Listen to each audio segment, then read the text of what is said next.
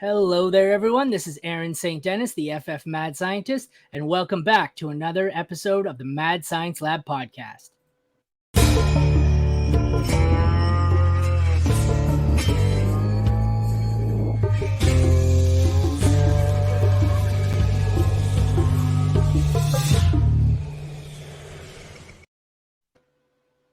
Today, we are continuing on the My Tiers series, and here to break down the Dynasty quarterback value is Garret Price. Garret, thank you so much for joining me. It's a pleasure to have you. Thanks so much for inviting me, man. I'm happy to be on. I'm excited to talk through these quarterbacks because I haven't done a lot of. I love to do rankings. I do rankings all the time, but when you have 6 tiers, you got to fit all these guys in. I'm excited to try to make it all fit and all work and look good. Throughout this series, I think we're about 5 days into filming. I've probably done 10 of them. All 4 positions. I found the best are quarterback and tight end. Running back, wide receiver, 90% of them are in the middle tiers there. Like it's just good, average, over and over. The quarterback and the tight ends have been all over the place. So they're the most fun, I think. And you get the widest variety here. So let's get right into it. Oh, as if anyone didn't know, you want to take a second to tell everyone where they can find you? Sure. You can find me on Twitter at Dynasty Price, or you can find me on the Dynasty Nerds podcast, along with all of the things that encompass Dynasty Nerds. That is normally one of the first things I do, but it's Dynasty Nerds, so I just kind of said, "Durr." Then I said, "Oh, I should probably let him introduce himself. Not everyone knows, I just assumed it was obvious, but we'll start with Josh Allen here. Yeah, Josh Allen's one of the easy ones. We got to go with elite for Josh Allen. That's he's arguably the 101 in Superflex, somewhere between him and Mahomes. So he's elite. Can't argue that. I love how when I loaded these in, they came up alphabetically. So I was like, oh, we're going to start with all the good ones. And then it drops right off the table to Jacoby Brissett. Yeah. So from a dynasty perspective, my heart loves Jacoby because he filled in admirably for my Browns. Yeah. But he's got to go to bad. Like this is not somebody that you're counting on in any sense of the word. He's a journeyman for his entire career. So, looking at all the other quarterbacks here, he's got to be the last, if not, one of the top 2 or 3, in the last place there. I own 1 share of him in, I think, 19 dynasty leagues, and it is my 1 league where I roster Sam Howell, and he is my insurance policy. There you go. That makes perfect sense. Yeah, that's about it. I own that. I mean, like you said, though, he comes in and he's a solid, 18, 19 points when he does play. It's just, he's a backup. Yep, absolutely. Joe Burrow. All right, so this is where he gets interesting for me because there's an argument to be made to put him in the elite tier. But to me, I think there's only 2 guys in the elite tier. I think after that, you can have some sort of mixture of different quarterbacks. So I'm going to put Joe Burrow in the great tier. I like him quite a bit. He's young, which obviously helps for dynasty value, but he just hasn't put up the consistent numbers yet in his career that Allen has and that Patrick Mahomes has. So he's going to go for great for me. Be honest. You just hate the Bengals, right? You know what? I don't hate the Bengals. And in fact, as a Browns fan, like I want to root against them, but they're a really fun team to root for. Very diplomatic answer. Yes. We almost believe you. All right. We've got Derek Carr, and I swear every time he comes up on the podcast, the first question I ask myself is he wearing eyeliner? But anyway, sorry, Derek Carr, where do you have him? He feels like a punk rock guy for sure. He looks like a pirate. I mean, he was with the Raiders for a long time. So that came up on the last podcast when we did redraft. So maybe I've digressed. So where do you have him? I think he's got to go to average.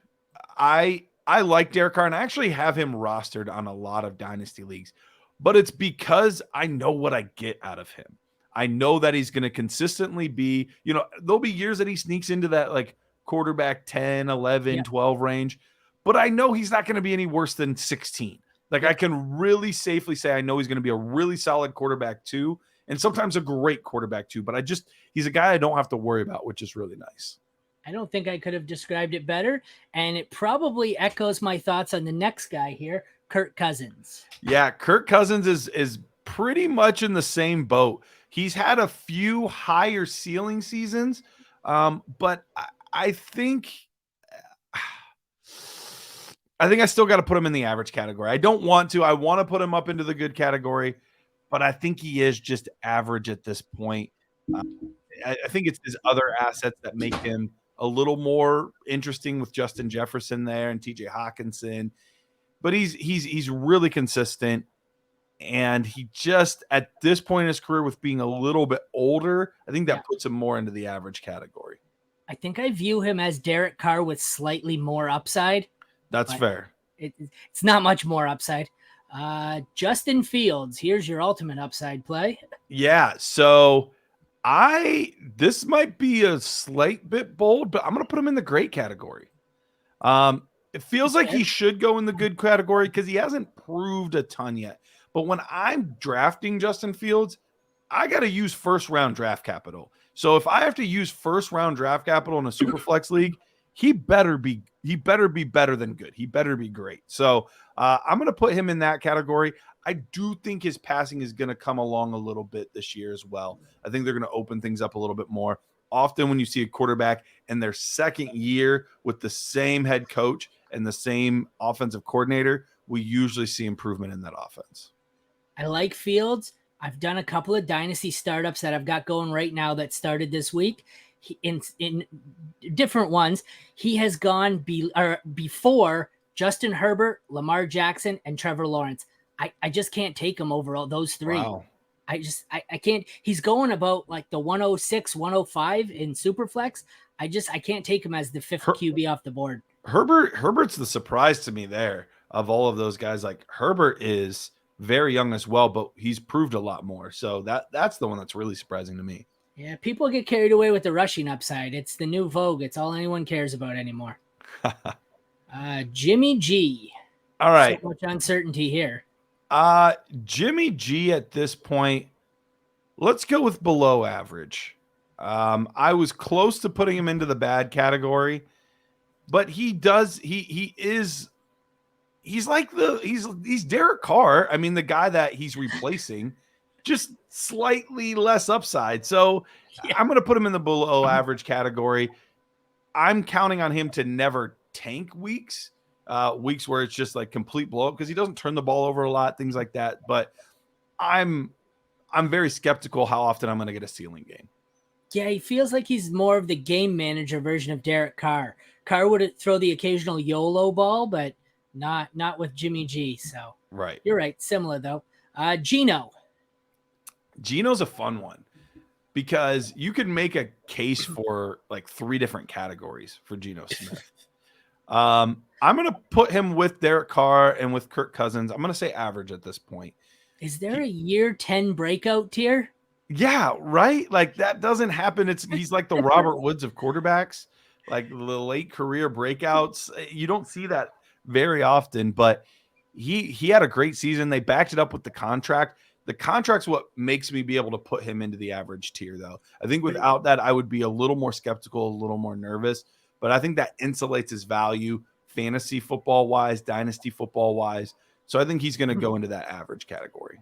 I'm telling you, there's a player somewhere in the NFL at some position who's going to have a year 10 breakout.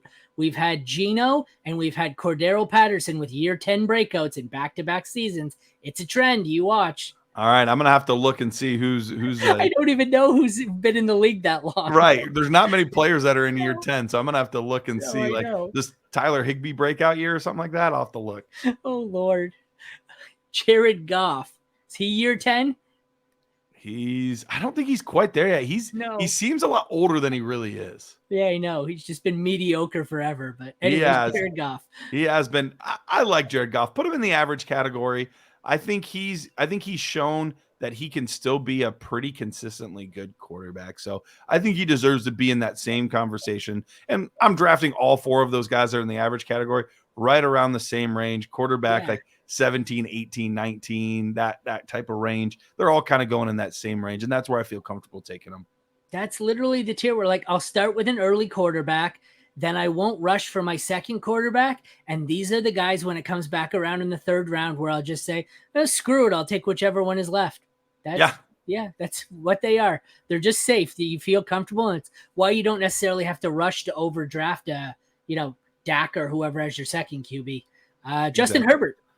Justin's going to go in the great category. He is one of the most undervalued quarterback assets right now, which is weird for a young stud to be undervalued. You typically don't see that. Usually if they have youth on their side and any upside at all, they're overvalued. But Herbert, I think, broke out so quickly that our expectations are just sky high. And we have to remember all of the injuries that not only he dealt with, but his entire receiving core dealt with last year. So he definitely deserves to be in the great category. Broken ribs and lost both of his top two receivers for significant portions of the season. I'm really in on him. Sam Howell. Sam Howell. It's tough because I actually like Sam Howell. So do I. But from a value standpoint, like when I'm looking at all of these other quarterbacks on the board, like he's got to go in the bad category. Yep. Could he elevate himself to the below average or maybe even to the average category this year? Sure. But I'm not putting any stock into it until I see it more than just preseason and one regular season game. Oh, no, I agree. I have one share of him, and it's a league where I'm just hoping he can be a Mac Jones, Kenny Pickett level third quarterback on my team. Yep. So I won't argue that at all. Jalen Hurts. Jalen's another one that is tippy-toeing on that echelon of becoming an elite guy. I feel like there should be a bridge between the top two categories. Yeah. So Joe Burrow and Jalen Hurts can go there. But I think Jalen Hurts does go in that great category. I think that's the right spot for him.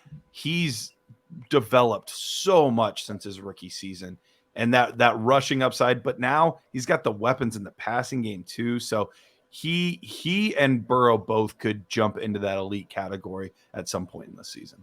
Was it last year, the year before, and they brought in, who'd they bring in? Was it Gardner last year or Foles? I remembered everyone panicking on him saying, well, they just brought in, we'll say Gardner, and he's going to lose his job by week 8. And then a year later, you can't buy him in fantasy to save your life. So funny how that works. No, you can't. Lamar's going to go in the great category as well. He's done it pretty consistently. The only thing that's held him back is injuries. Other than that, when he's been healthy, he's been really darn good. Here's one that I like a lot more, I think, than other people. Daniel Jones. Put my homie in the good category. First one into the good category. Yeah, I like that. Rich Dotson would be proud. I think he's got the youth that the average category right now does not have. Plus, he has more rushing upside. That's what I was thinking. When he doesn't trip over the 10-yard line, he's great. Yes. One of the more confusing, probably the most confusing one, Trey Lance. Who knows?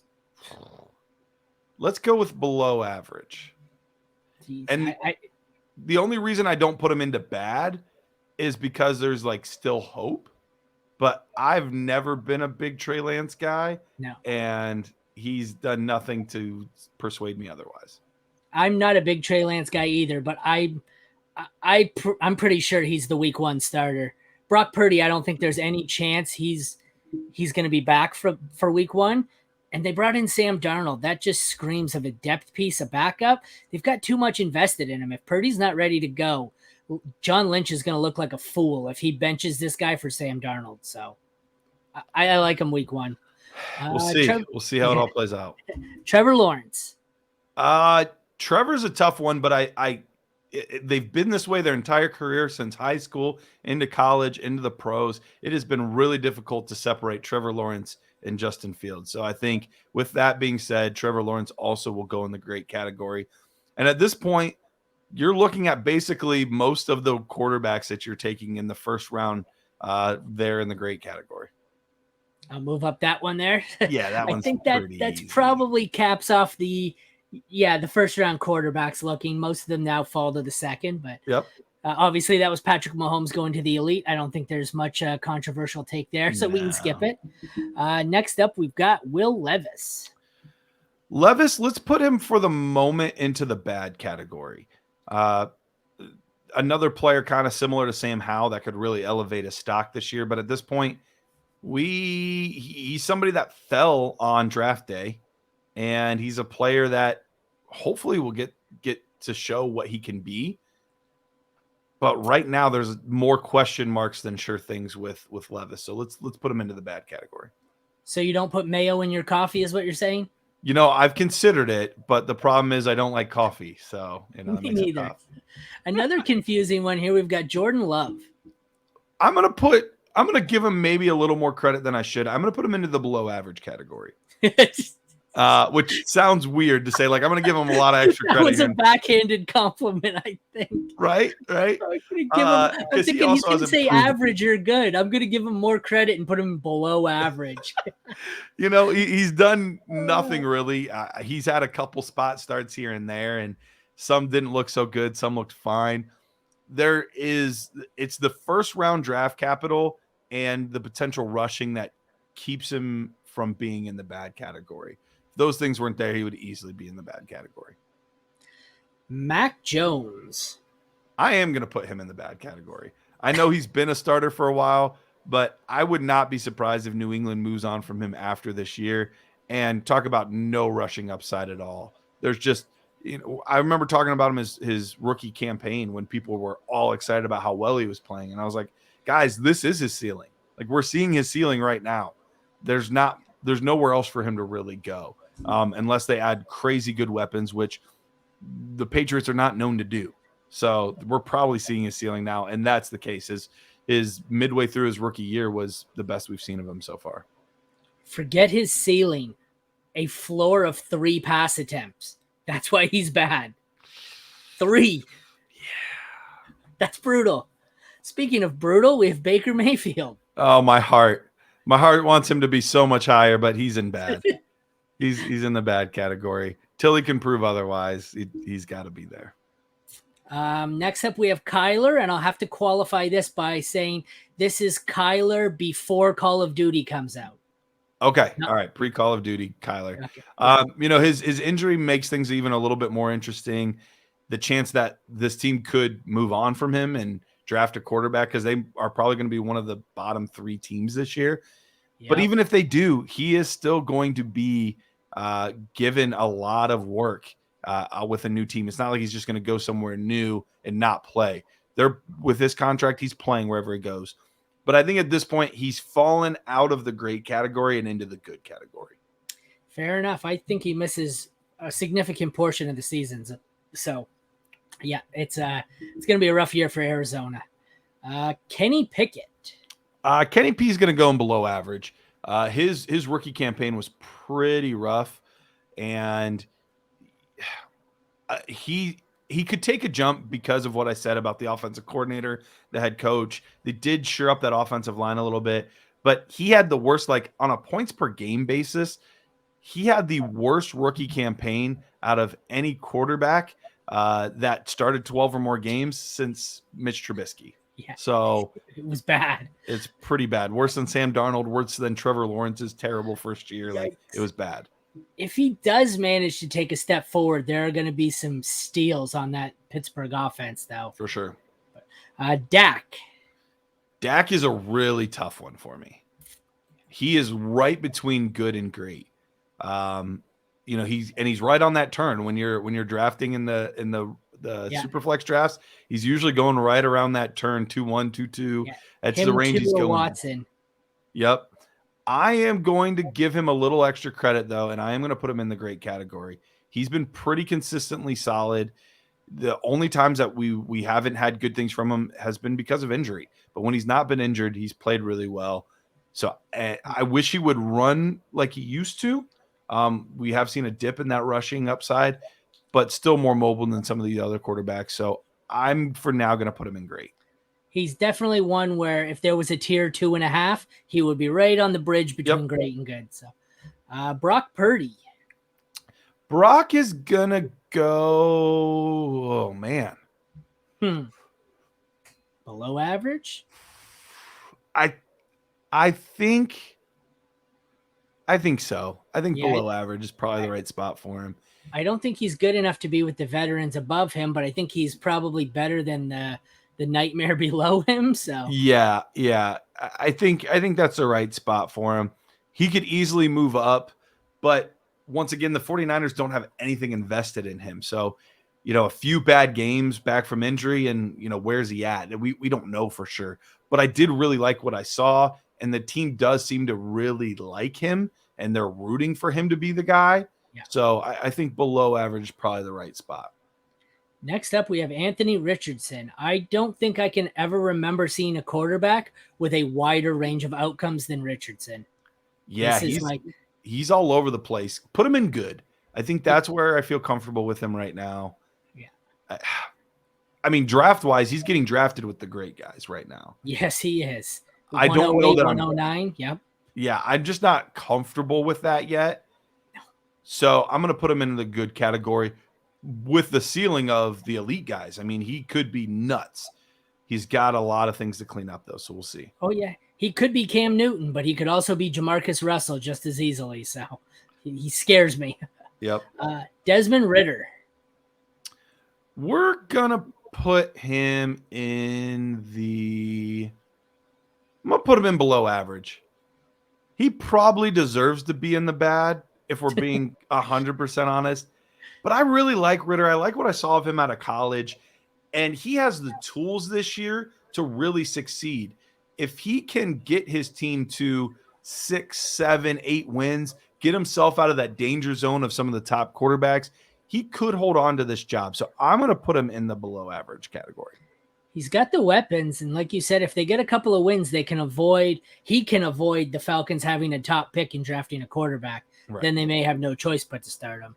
Exactly. My least favorite player in NFL history, Aaron Rodgers. Yeah. So this is for Dynasty, right? Yep. So that's the tough part is his abilities, but his value are kind of in two different spots. I'm going to put him with the average guys right now. I don't think I can put Aaron Rodgers below just average because he's too good not to. But at the same time, we don't know how much longer he has left. He could be done after this year. I mean, heck, he could be done in the middle of the season just because he decides to be, for all we know. So you don't know how much time you got left with him. But a guy that just recently came off back-to-back MVPs, he's still got, I think, a decent amount left in the tank. We saw it from Tom Brady. If he takes care of himself like I think he will, he's still going to be a very good quarterback for a few more years. By NFL standards, that average tier is a nursing home. It really is. It's like you saw some ability, but you're really old. Yeah, they're adding to the old Matthew Stafford. I want to put him with the average because it feels right. His health, though, scares me. But that's why I got to put him below average. Yeah. That's the exact logic. I think he's with them. It's just the injury. I don't know if he makes it through the year and just calls it quits. It could easily happen. I mean, reporters have already asked him if he's going to retire. So he's right on that cusp. Yeah. CJ Stroud. Him and Bryce Young are really tough to figure out here. I'm going to help bring down the age of the average guys. Let's put him there. And while we're at it, put Bryce Young there too. I think both guys, help bring down the average age of that group overall, which is nice. Both guys have a decent amount of upside as far as young, really good passers, but neither of them have even close to the ceiling of Anthony Richardson because neither one are going to run a bunch. You might, if you're lucky, get a 300 to 400 rushing yard season, which is fine, but that's not a difference maker at the quarterback position. You don't want Bryce Young rushing the ball at his size, but no, you do not. You took the words out of my mouth. Like literally, I think they're probably safer than Richardson, yes, but their upside is probably the rest of the guys in this tier. Probably not Rodgers, whereas Richardson's upside is the guys above him. So I agree completely. Tua's gonna go in the good category. Would he be great if you weren't worried about his health? He might be, honestly. He really might be. I really like Tua. They've built a really good team, a really good core around him. It's just the concussions, but we saw the upside. I mean, dude can put up some 40-point games, no problem, and he's got a really good deep ball to get to those speedy receivers. So I want him to be in the great category, but with the health concerns, he's got to stay in good. Absolutely. Ryan Tannehill. Put him in bad. But I mean, it's just where he belongs right now. Deshaun Watson. He's another one with Dak that I feel like there should be like a tier between great and good. The bridge, yeah. I'm going to put him into good for right now, though. The reason being, when we did see it, it did not look good. Yeah. We know what he can be, but that 7-game sample that we got was rough to watch. So we'll see if he got everything cleaned up or not, but he's going to go into that good category. And to cap it off, we have Russell Wilson. I'm still higher on Russell Wilson than other people are. I think that year was a nightmare, but new head coach, Sean Payton. I mean, you couldn't ask for a better coach to fit with a guy like Russell Wilson. So I'm going to put him into the good category with Jones and Kyler and those guys. I think I agree. I'm a Saints fan, so Peyton's my favorite coach of all time.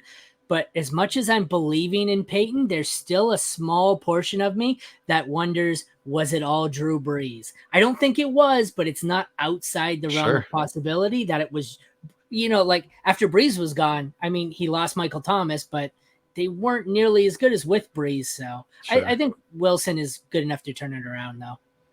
All right, let's do a quick rundown here. The elite tier, he has Josh Allen and Patrick Mahomes. Great, we have Burrow, Fields, Herbert, Hurts, Lamar, Lawrence, and Dak. The good tiers, Daniel Jones, Kyler, Anthony Richardson, Tua, Watson, and Russell Wilson. Average, we have Derek Carr, Cousins, Geno, Goff, Rodgers, CJ, and Bryce Young.